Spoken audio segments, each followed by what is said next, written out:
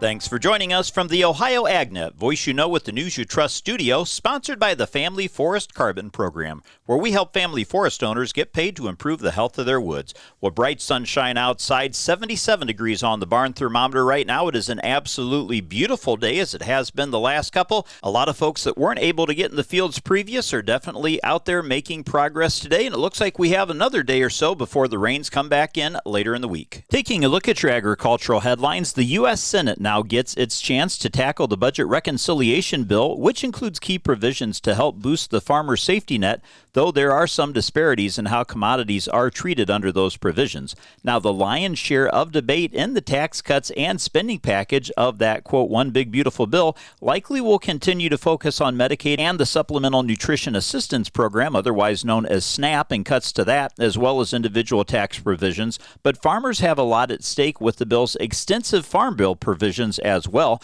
The bill provisions will not provide much immediate support for corn and soybean farmers in either the commodity title or crop insurance, according to a recent analysis from the University of Illinois' FarmDoc economist. A breakdown of price support provisions from FarmDoc analysis shows the reconciliation bill would increase spending on 6 major crops in the commodity program by nearly $29.9 billion over 10 years. That's a 64% increase in spending for the agriculture risk coverage, or the ARC, and price loss coverage, or PLC. They increased the statutory reference prices for PLC, and they also increased the ARC county coverage levels and the maximum payment on the program, according to Gary Schnicke. He's the soybean industry chair at the University of Illinois Department of Agriculture and Consumer Economics.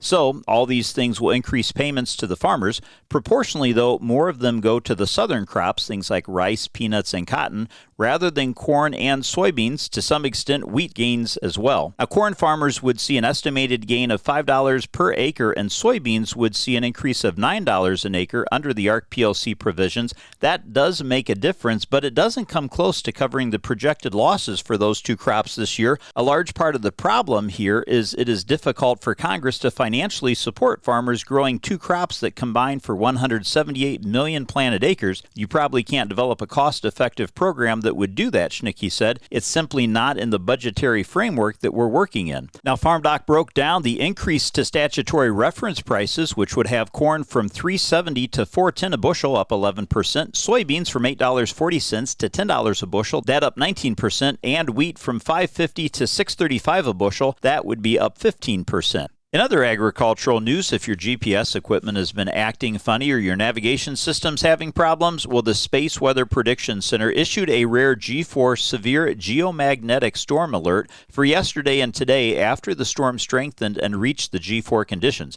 Now, this is the result of several coronal mass ejections of solar material and strong magnetic fields. The largest that erupted left the sun on May 30th near 7 p.m., and that moved very quickly towards the Earth. The Space Weather Prediction Center said the CME arrived earlier than originally thought, close to 12:30 a.m. yesterday. The potential for elevated geomagnetic response remains dependent on the strength and orientation of the embedded magnetic field, but the potential exists for severe storm levels.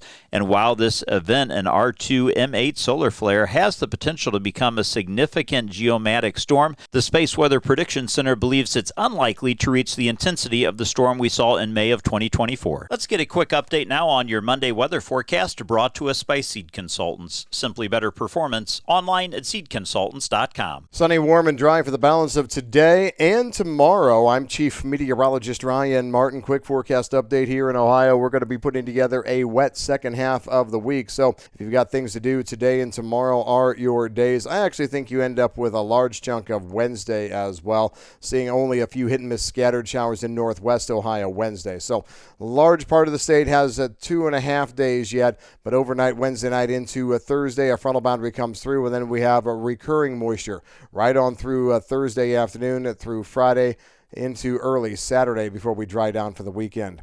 I'm meteorologist Ryan Martin. Thanks, Ryan. Stay tuned. We'll be back to take a look at your markets after this. A healthy body needs good food. This summer, the Ohio Department of Education and Workforce is sponsoring Sun Meals, a summer food program where kids eat free. Children under 18 receive healthy meals and no sign-up is required. Locations may be right in your neighborhood. Call 1-866-348-6479 or visit education.ohio.gov/kidseat for meal locations and times. That's education.ohio.gov/kidseat. Here's the scoop. Soybeans are fueling Ohio's dairy farms, one glass of milk at a time. Nationwide, dairy farms use the equivalent of 229 million bushels of soybeans every year. Plus, high oleic soybeans boost milk fat and yield, making farms more profitable. From the fields to your fridge, soybeans power the farms that feed families. Brought to you by Ohio soybean farmers and their checkoff. Let's take a look how your market's closed, brought to us by Seed Consultants. Simply better performance online at seedconsultants.com. July corn closed down 5 3/4 cents at $4.38 1/4 cent. July soybeans down 8 1/4 at $10.33 1/2, and wheat for July, the new crop, up a nickel at $5.39. Thanks for joining us and have a great day, everyone. Enjoy the sunshine. This is the Ohio AgNet.